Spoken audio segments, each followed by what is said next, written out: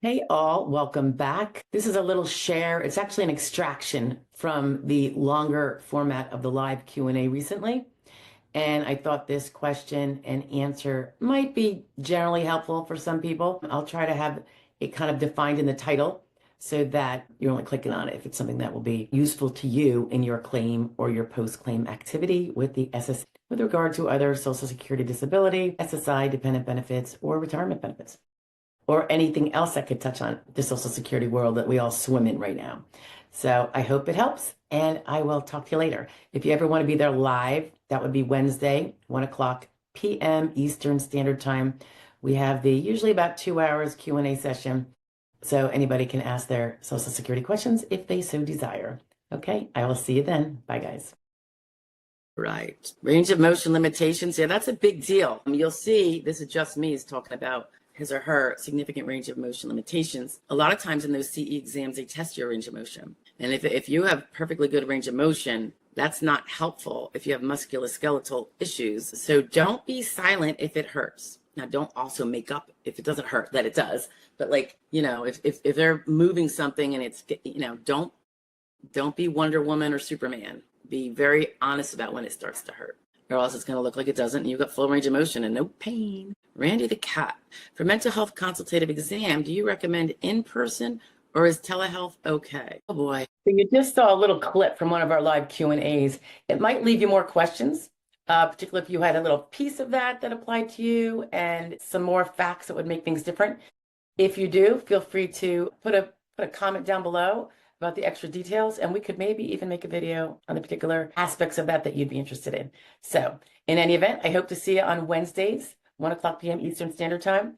And also 9 o'clock a.m. every day, we have a share from the field, so to speak, of things that happen in our workday. So hope to see you then, and I will talk to you later. Bye-bye. Good morning. I am just finishing up some stuff here on a Sunday, actually in the office, but something came up. And as you know, I always like to share it. I'm already on water, already had my coffee. Okay, so this is about consultative examinations. I know they make people very nervous. When they get noticed they have to go to one. Sometimes they wonder if they have to go. I have other video on that, but yeah, you kind of have to go. If there's some big scheduling problem, particularly if you didn't choose the date yourself, sometimes you can get it moved, okay? But this chair has to do with something different. You may have noticed that sometimes the MD or DO or nurse practitioner that they send you to isn't necessarily in the field that your impairment that is most limiting to you and that they were sending you for examination of, it isn't even their specialty. You could have a gynecologist reviewing your lumbar and spinal issues and musculoskeletal impairments. So it's strange, it's unfortunate, but that is the way it is.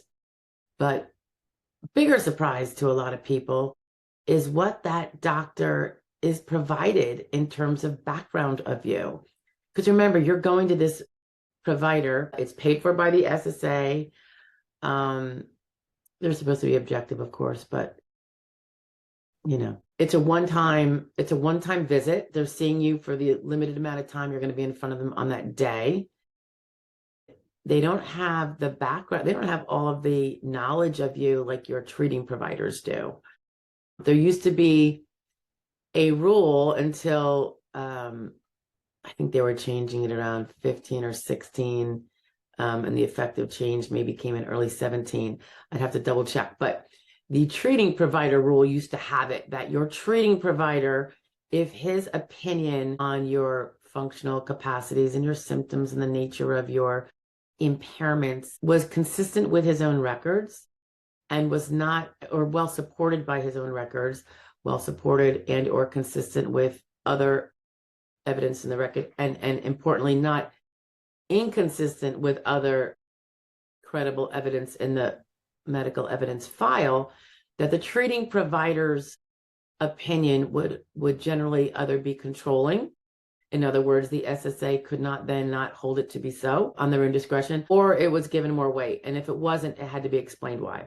That rule went to the wayside. So for all intents and purposes, someone who's never met you before would have feasibly as much weight given to his opinion about you and your symptoms and the nature of your limitations than your own treating provider who's treated you for 10 years and most recently and frequently and all that other stuff. So it's a troublesome rule change. No one liked it on this side of the fence. So you go to this consultative examination of a doctor that might not even be specializing in your area and certainly doesn't know you well.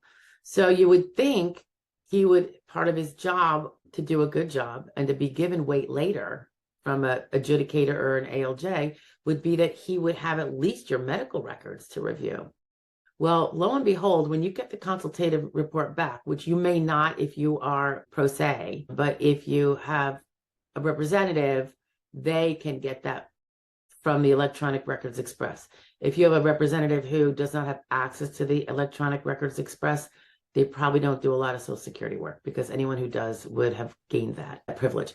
So when you look at the report that comes out, usually within a couple of weeks of the exam, and as I've stated elsewhere, it's usually, but not always, very shortly thereafter that you get the decision made on whatever stage you're at, initial or reconsideration. But it'll say in there, records that I reviewed. It's like a section they put in there. And it will very frequently say nothing. Records that the claimant brought, nothing. It's funny because the SSA, when they tell you to go to the exam, they don't tell you to bring your important records. Funny, right?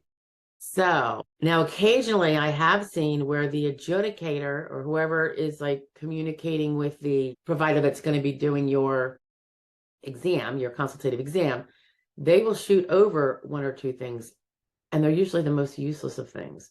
It'll be a medical record that doesn't say squat. It'll be from a provider that doesn't barely know you or they checked your hearing. It might be things unrelated to anything. They don't seem to necessarily, if they're going to send anything, like I tell you, in my caseloads, which are at a variety of locations, because I do, I have claimants in not currently in every state, but I've had them probably in every state because it's not state specific, right? So I've seen it across the board where they largely don't send anything for that doctor to have one iota of what you're even. So I think it would behoove you and you knowing which would be the best record to submit probably is not something you're going to know because it's the legal ramifications of what certain things in a record says that is important, not so much your subjective understanding of what is in a report that might make you feel like it's good evidence, might not make it good evidence. So I hesitate to say this, but if you have the knowledge on this, or if you have a professional working with you, a representative, there are certain records and you want to keep them limited because nobody's going to read a lot. So you have to very, very cherry pick which ones you're going to send and go in with. And that will be what they have to acknowledge that they have. And I think it can really help show them what is going on with you that they're not otherwise going to know. And a quick little move your elbow, move your arm, let me feel your strength of your hands is going to show them. I can't even be specific as to what it might be because everyone's case will be different. But I know from my cases, this is what we're doing now that it seems like the most appropriate thing to do because now the consultative examiners are saying records received for review from claimant, and it'll say nothing. Like, well, they should have been sending something, like they expected maybe to have something. And records from SSA, nothing. Or records from SSA might be, like I said, some very weakest, the most non-descriptive medical record there is, or the one that says everything's within normal limits. Because you know how some providers are very sloppy and lazy with what they put in your record and they cut and paste. And even though you're there for excruciating sciatica pain, the record can say that everything's within normal limits. So that's not the one you want. And obviously, without knowing your file, I can't tell you which one you would. But I think this is an important, extremely important thing to start adding to the process of what you do when you go to a consultative examination. I know there's another video on what you can expect in there. I don't know if it's up here, so I'm going to see if it's been published, but if not, I'll make sure to comment on it. But anyway, big, huge thing. They are not even seeing anything that you have about you by and large. So you come in there and you are the first thing they see, and they do take your history, but what if you don't remember it all? I mean, there can be so much and you're put on the spot and you probably don't give a lot of time. So I really think in addition to being a strong piece of evidence in its own right, the one you're going to pick, if it also has an appropriate history in there, if you have a thorough report from somebody, and you don't want it to be 5 years old, by the way, you want it to be kind of more current. And as you know, we have lots of videos on the critical nature of current vigorous treatment for all the impairments you have, big and small. But it could be another way of getting in an accurate history so that you don't have to sit there and try to remember and reiterate. I have seen some consultative examination doctors who actually give paperwork to the person. I saw some of it was extensive and the person is supposed to put down all of their history. The only concern I have, I think that's good, better than nothing, and probably better than asking them outright, only because when you're put on the spot with being asked by this strange doctor all this history, it's probably easy to, get it all down pat. I mean, I wouldn't be able to do it myself. So it's good that they maybe have you sit there for 45 minutes, and I don't know. I mean, at least they're not, I know that's not part of their examination time, so, which is usually far shorter than that. If they ask you all the background, that's great. But if you have brought it with you, you still want to fill out their stuff, perhaps, because you don't want to tick anybody off, I suppose.